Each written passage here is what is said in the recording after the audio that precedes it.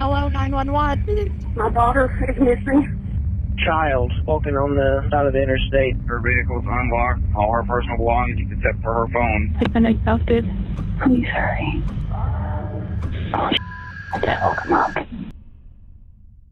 Every day, over 2,000 people go missing in the United States alone. Worldwide, that number is estimated to be in the tens of thousands, many of whom seemingly vanish into thin air. Some tragically go missing just out of view of security cameras, while others mysteriously disappear just moments after being seen in CCTV footage.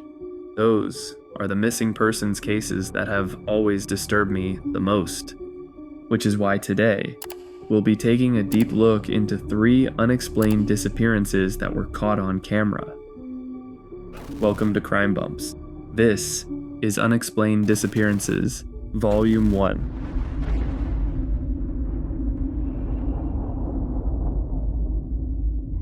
It was 2:28 in the morning of September 7th, 2015. McCabe checks her phone and her stomach sinks as she listens to a very disturbing voicemail she just received.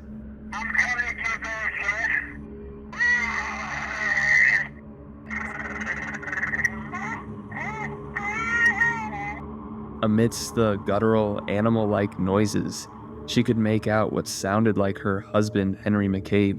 Groans and cries filled the voicemail for 2 full minutes.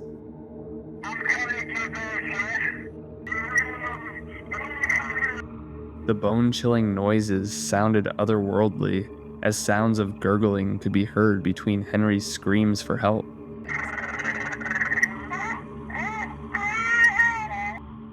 Until an unknown male voice says, "Stop it," and then the call was over.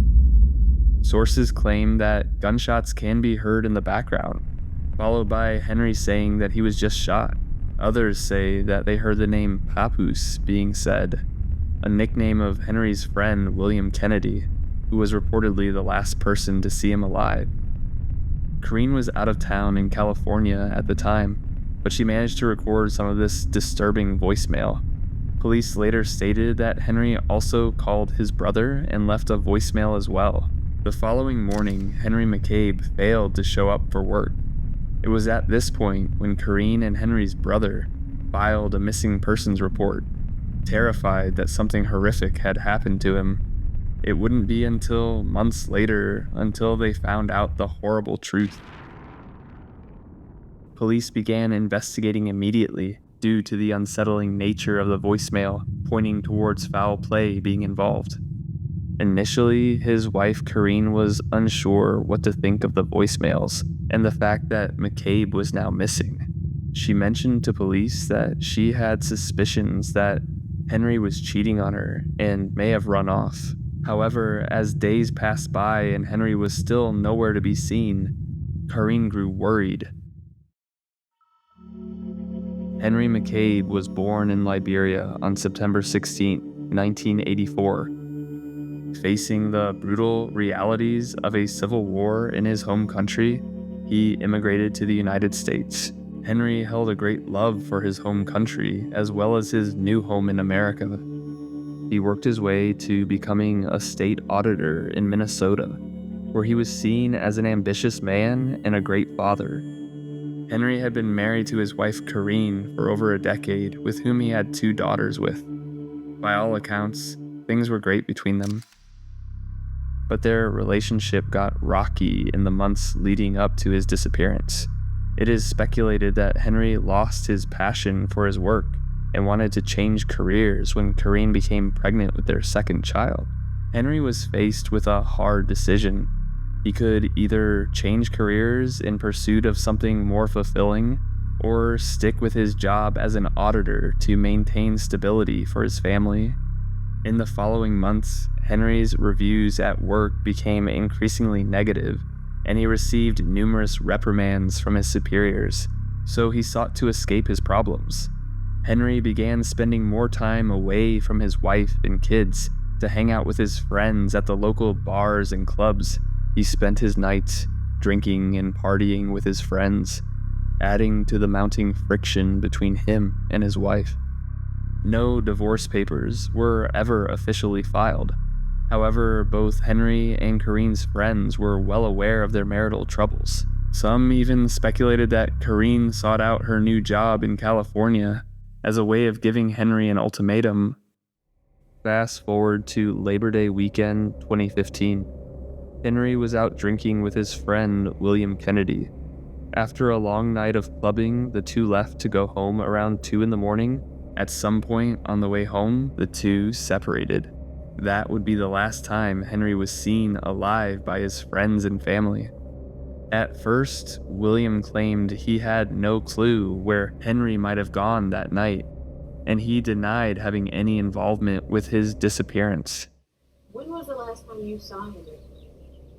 The last time I saw Henry was the night that I dropped him off. And where did you drop Henry off? I dropped Henry off at the gas station. There's a gas station on Highway 65. Why? Because he asked to be dropped off there. However, the investigation would uncover information that casted significant doubt in William's story.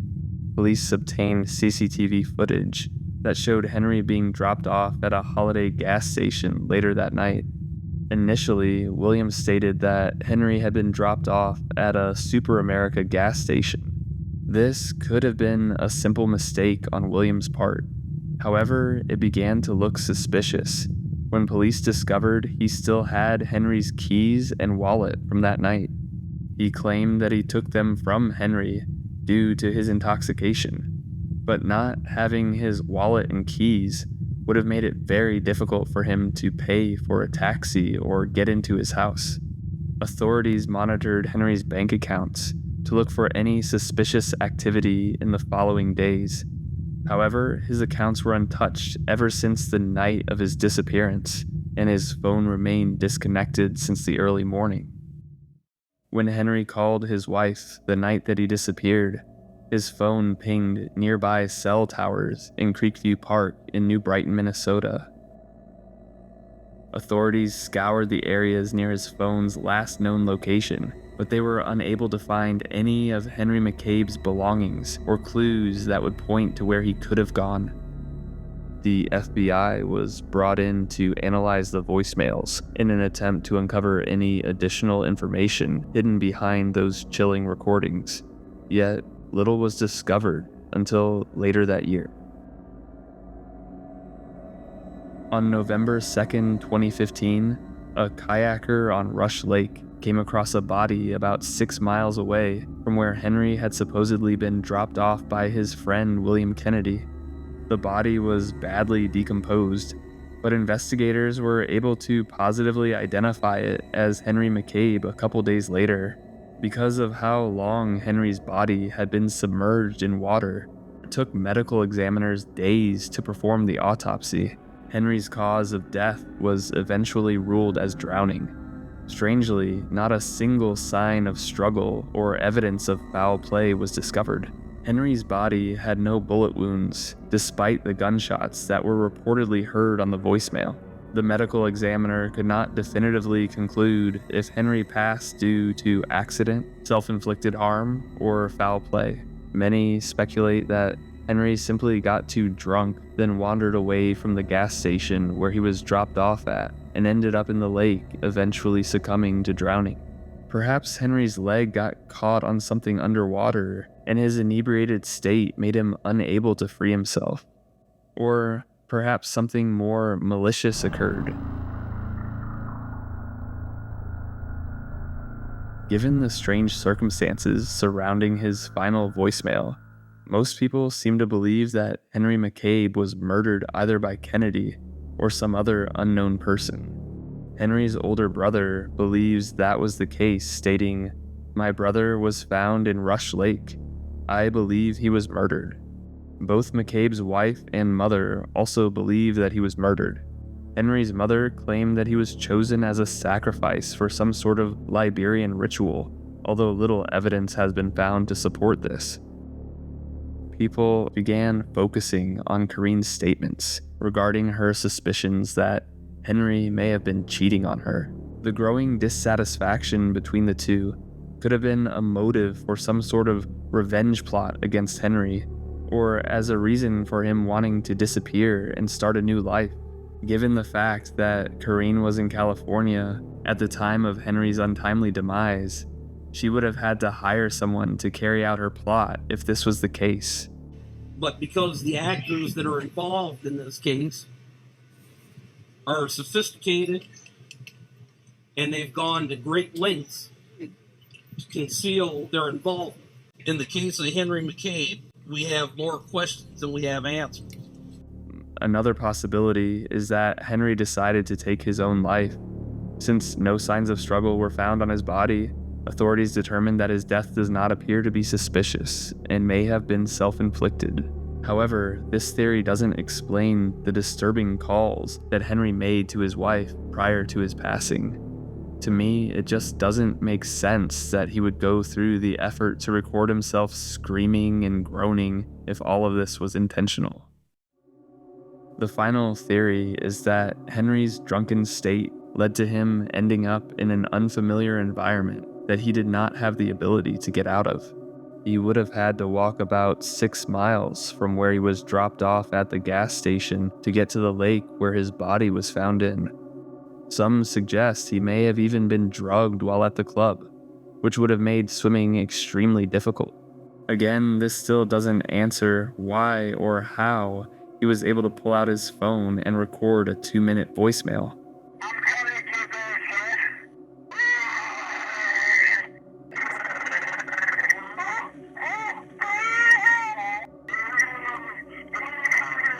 We may never know exactly what happened to Henry McCabe that fateful night.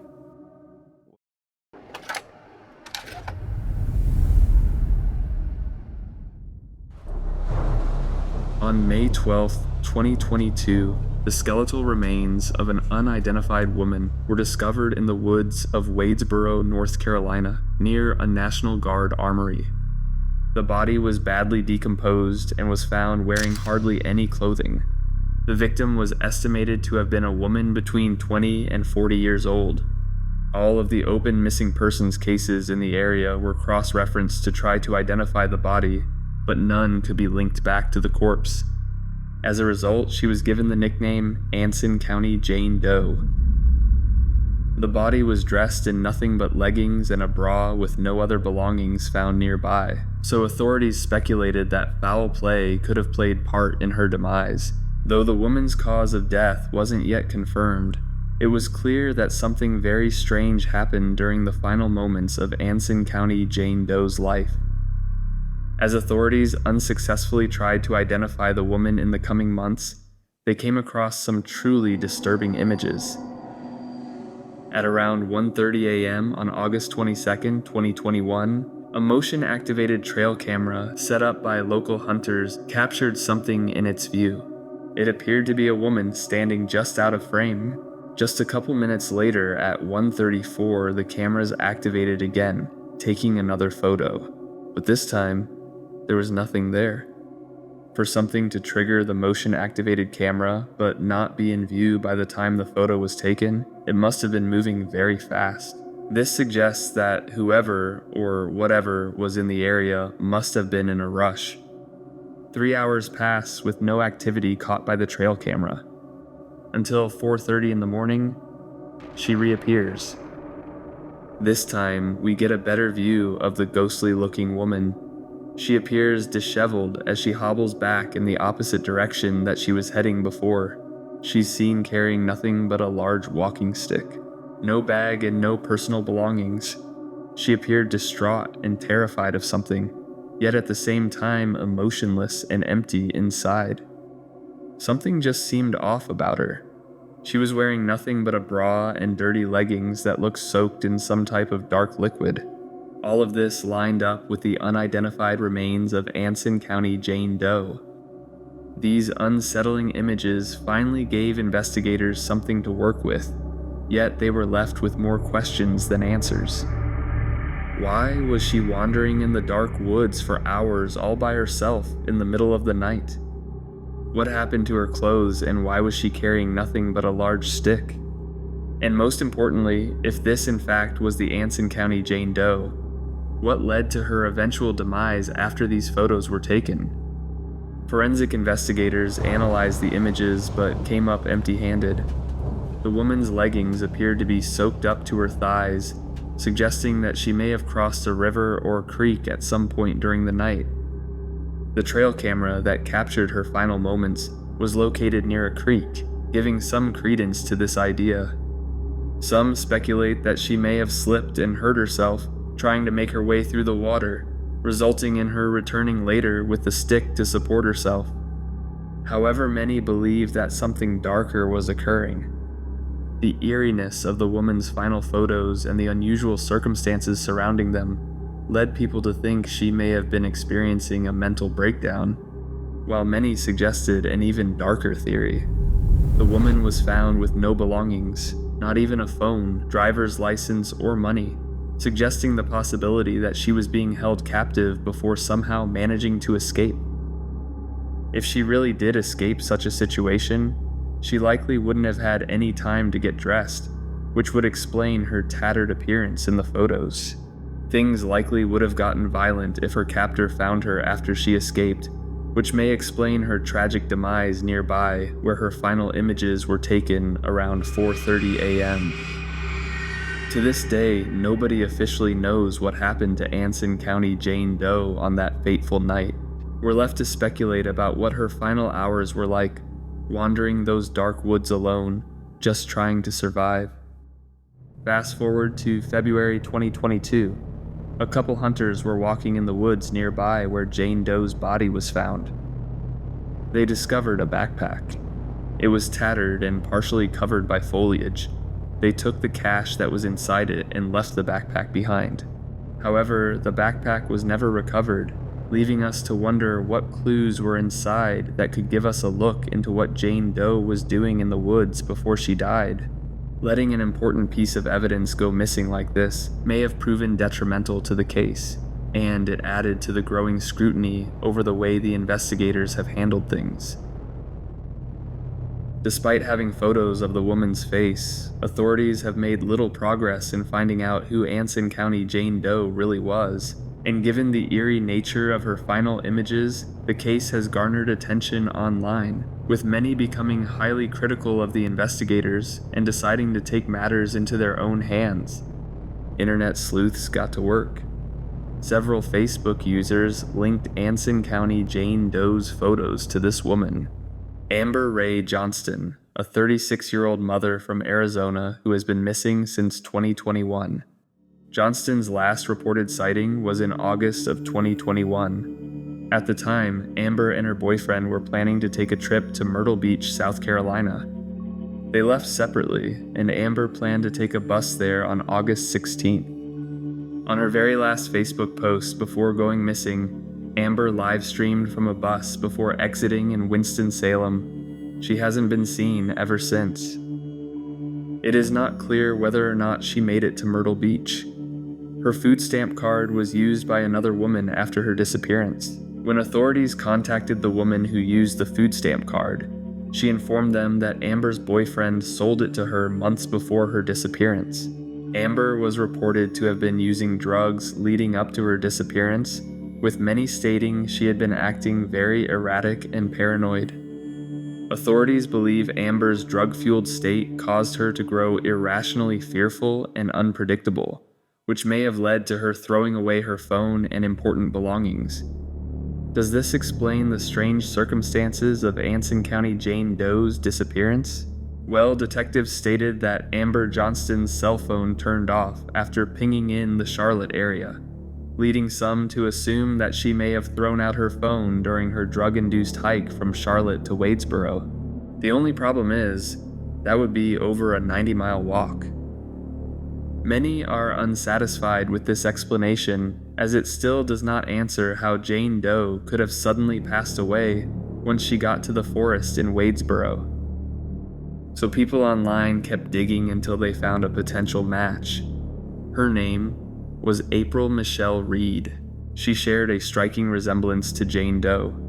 However, in April of 2024, authorities stated that dental records confirmed the remains were in fact not April Michelle Reed. April, Amber, and the Anson County Jane Doe's cases all remain open to this day.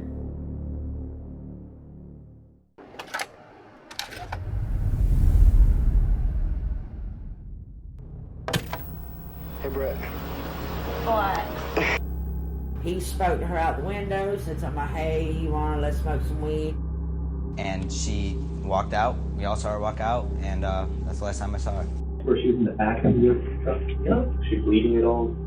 On April 22nd, 2009, high school senior and star soccer player Brittanee Drexel asked her mom if she could spend the night at a friend's house. She'd been arguing with her mom for the past 2 days and wanted to get some space to let things cool down. It was spring break for Brittanee, and her mother was refusing to let her join her friends on a trip to Myrtle Beach, South Carolina. Seeing as she was just 17 years old at the time, her mother was apprehensive to let her go. She knew that the friends she'd be going with had a reputation for partying quite frequently, but to Brittanee this was more than just a vacation. It was a chance to escape the emotional turmoil that she had been dealing with recently. You see, her mom had just gotten divorced from the man that Brittanee viewed as a father, and her mom knew how hard it was for her, so she agreed to drop Brittanee off to spend the night at her friend's house. Little did she know, that would be the last time she would ever see her daughter alive. A few days later, her mom received a call that no parent ever wants to hear. It was Brittanee's boyfriend, letting her know that she had gone to Myrtle Beach behind her back and was now missing. Her final moments were caught on camera before seemingly vanishing into thin air, leaving behind a series of clues that left investigators and eventually the entire nation shocked and confused for over a decade. It wouldn't be until 2022 that the disturbing full picture of what actually happened that night would be revealed, with even more sickening details revealed earlier this year in 2024 that finally put an end to the harrowing case of Brittanee Drexel. But first, let's take a step back to see how we got here.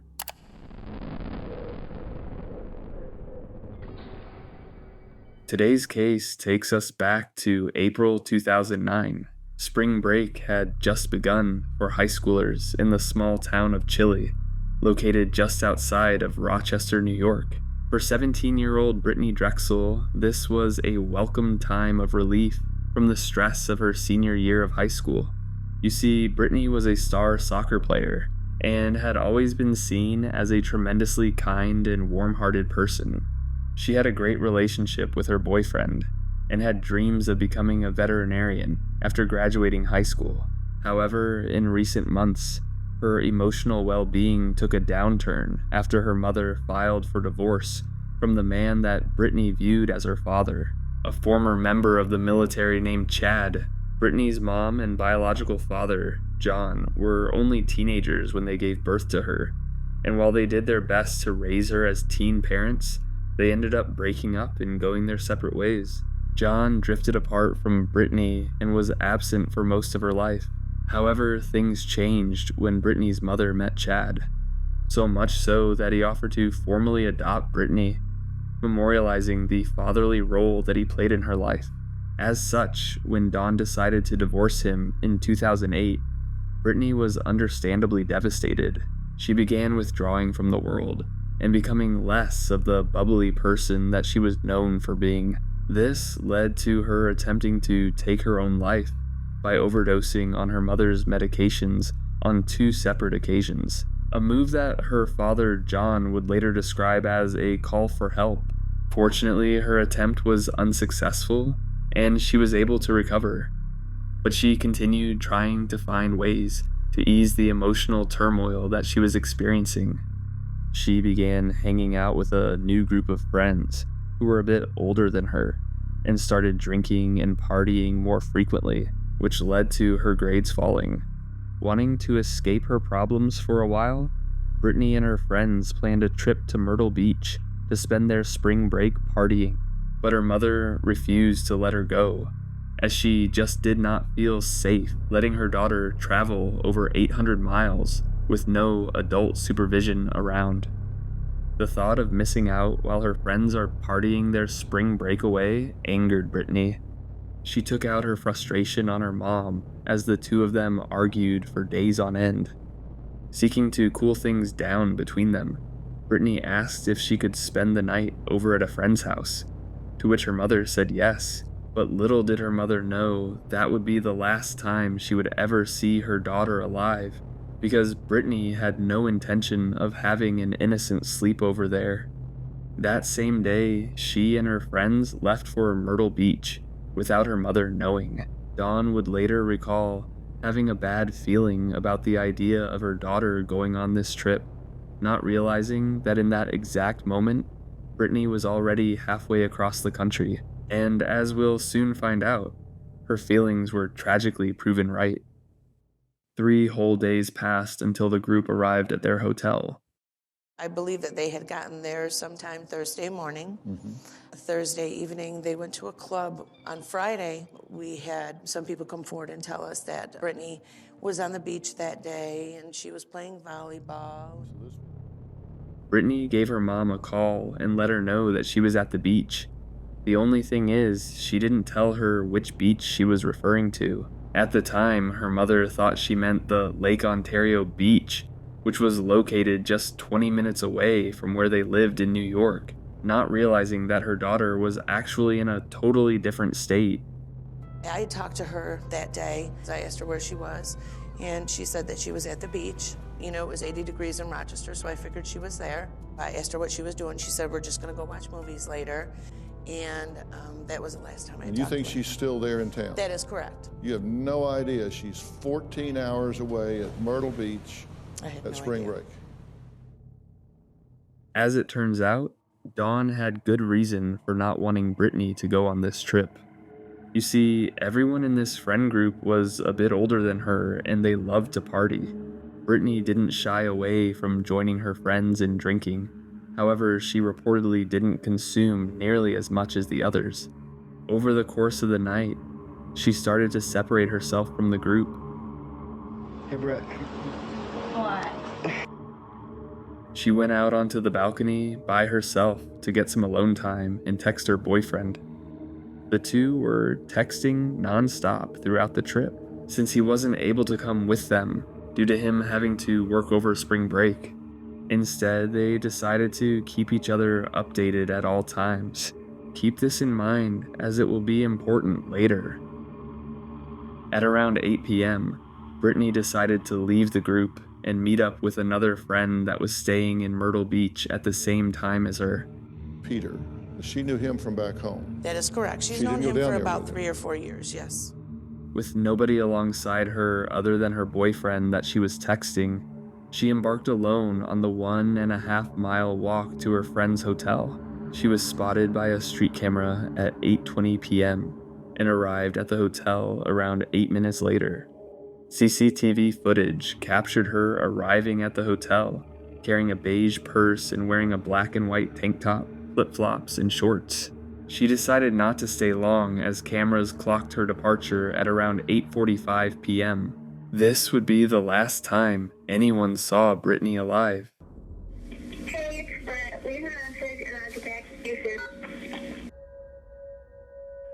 Brittanee's boyfriend immediately became concerned due to how abruptly she stopped responding to his texts. He texted her just 15 minutes after she left the hotel to ask if everything was okay. I knew that something was up about 10 to 20 minutes later, but a half an hour later was when I really began to start freaking out. I knew that there was a problem. He then turned to Brittanee's mother, who was still completely unaware that she had even left to begin with. Dawn's worst fears became a reality as she discovered that her daughter is now missing without a single clue as to where she could have gone. She swiftly contacted law enforcement, and a missing persons investigation ensued the following morning. Days go by. The Myrtle Beach Police Department launched an extensive search but found no significant leads. Brittanee's family grew frustrated with the lack of progress. It's been horrible because I don't know where she is. I don't know if she's alive. She left all her clothing. It's just not like Brittanee. Something's wrong. How could investigators not have a single lead, despite having footage of her just minutes before disappearing? As public outrage mounted, the case quickly became a national story and soon drew the attention of the FBI. But even with the FBI's involvement, Years passed by with little to no new developments. At this point, people all across America were invested in the case. Given the mysterious nature of her disappearance, the public grew increasingly suspicious of the people closest to Brittanee leading up to her going missing. I know just as much as the rest of the media. Like I said, the media twists everything that's going on. You weren't there. I was there with 4 other people, and I'm the one that's singled out. There's times where it becomes hard because you run into dead ends, but as far as the family goes and as far as staying in contact with the family and the police department, that'll continue until she's found. And despite never being named as suspects by investigators, Brittanee's mother, Dawn, her biological father, John, and her adopted father, Chad, all became targets in the public's eye. Yet they remained steadfast in their mission to find Brittanee and bring her home. She got into a fight with her friends when she was down there. I was telling her just to have a good time and try to enjoy the time that she had left. He was there with family, searching for Brittanee from the very beginning. And 2 years later, he wears a constant reminder of her. Right now I'm wearing her ring. And pretty much there is nothing in my house that doesn't remind me of her.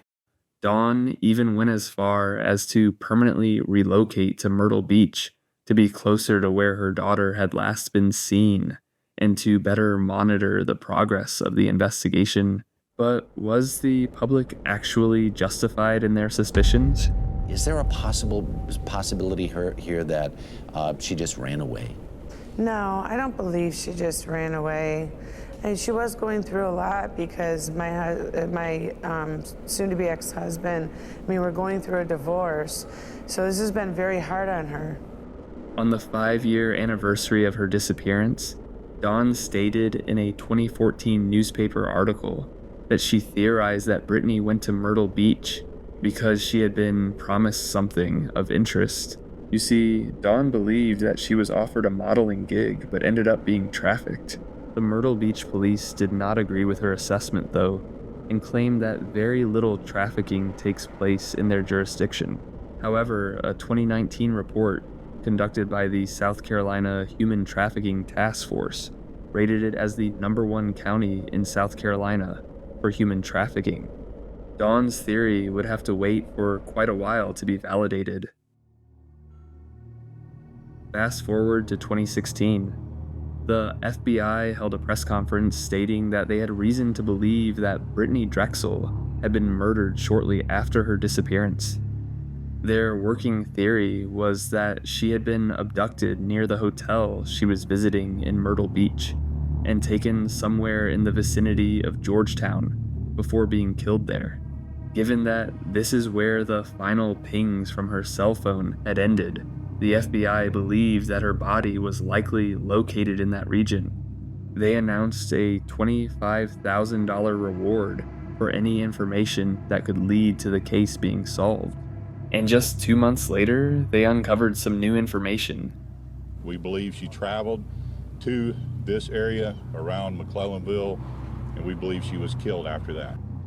Earlier that year, an FBI agent testified that an inmate named Taquan Brown told him that he had visited a stash house outside of Myrtle Beach in 2009.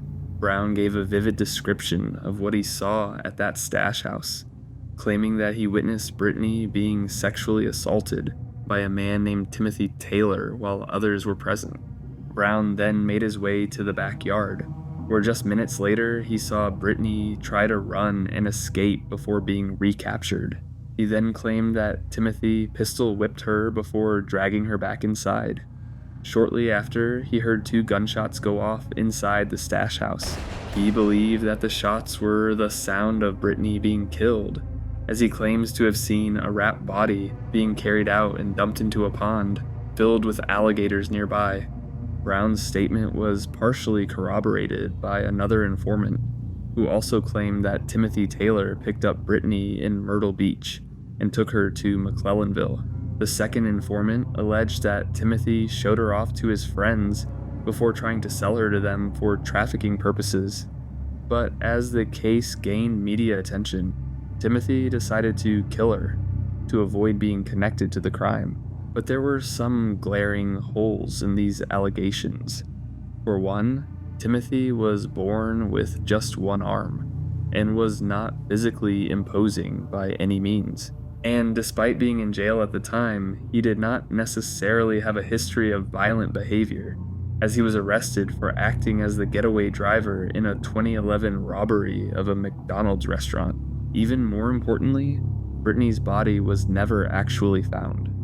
This meant that investigators couldn't rule out the possibility that she was still alive somewhere, possibly being held captive or living under a new name. And if Brittanee had been killed, not having the body meant that medical examiners couldn't conduct crucial analysis that would shed light on what happened, such as how exactly did she die? Was it an intentional homicide or tragic accident? And perhaps most importantly, who was the culprit? As such, the validity of this tip relied solely on hearsay from other inmates. This type of evidence is notoriously unreliable, as jail informants are often incentivized to embellish the truth or flat out lie if it means reducing their time in jail. And that proved to be true, as many inconsistencies were found in the informant's statements over the coming months. For example, in a 2019 telephone interview that Brown gave from jail, he claimed that he had actually seen Brittanee 4 times after her disappearance.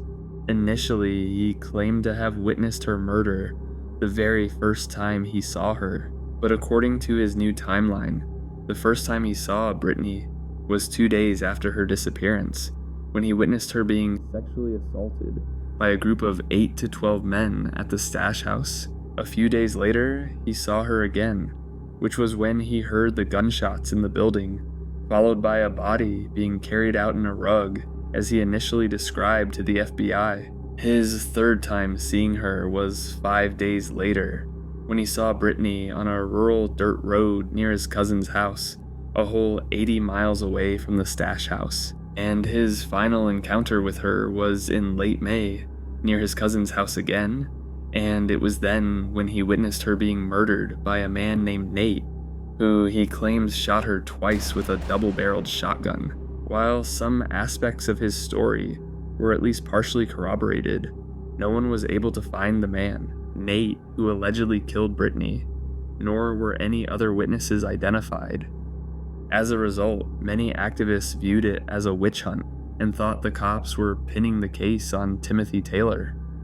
With no other suspects to go off of, Brittanee's family and the public were essentially back to square one. We need your help so we can find Brittanee's remains and bring her home to lay her to rest. Hope was dwindling, until shocking new developments emerged in 2022, a full 13 years after Brittanee's disappearance. Meet 62-year-old Raymond Moody, a registered sex offender with a lengthy criminal history, including previously being convicted for abducting and sexually assaulting a minor named Carrie Harding. Carrie Harding was only 8 years old when she was abducted by Raymond Moody. Just as I passed, he grabbed me from behind, put his hand over my mouth and around my waist, and put me in the passenger seat of the car. Moody served 21 years of a 40-year prison sentence after admitting to sexually assaulting Harding and 6 other girls. He relocated to Georgetown after his release from California State Prison in 2004. In early May of 2022, Raymond turned himself in to the Georgetown County Sheriff's Office due to an obstruction of justice charge that he was facing. Surprisingly, Raymond had been named as a person of interest in Brittanee Drexel's disappearance as early as 2012. Yet, law enforcement did not have conclusive evidence to prove he was the culprit. Here's former News 13 reporter Mason Snyder confronting now confessed Brittanee Drexel killer Raymond Moody, August 1st, 2011. Do you know anything about the missing teenager? No, I do not. Can you tell us where you were back in April of '09? You know what? I'm gonna call the police in a second. You better split. Can you just tell us where you were in April of 09? I got nothing to say to you. You understand that? Do you know? Moody pointed authorities to where the body was buried. Over the next 3 days, the FBI excavated the site until finding human remains buried in the woods off of a gated private driveway near Georgetown. Her body was buried about 4 feet deep into the ground. DNA testing and dental records confirmed it was Brittanee Drexel. The warrant that led to Raymond Moody's arrest alleged that he had strangled her to death and buried her on the morning of April 26, 2009. When you buried her, was she in one piece? Was she in pieces? Mm-hmm. No, she was a full intact. Okay. You said you didn't cause any extra injuries? No. Oh, any broken bones? Or... No. Okay. Do you know how you did it? How you strangled her? There's a couple different ways, obviously, you can strangle somebody, just like that. And she was in, when you transfer, she was in the back of your truck? Yep. Like in the bed? Yep. Wrapped in the blanket? Yep. Was she bleeding at all? He would end up being charged with murder, kidnapping, and first-degree criminal sexual misconduct, all alleged to have occurred on the day of Brittanee's disappearance. Raymond Moody pled guilty to all charges on October 19th of 2022 and was sentenced to life in prison with an additional 2 consecutive terms of 30 years. I don't have the words to express how horrible I feel. And I've felt ever since that day very, very sorry. After all these years, Brittanee's family finally got closure. It is bittersweet, and we have a little more closure than what we wanted. Weighing this all out is tough on a dad, tough on a mother. But this case doesn't end there.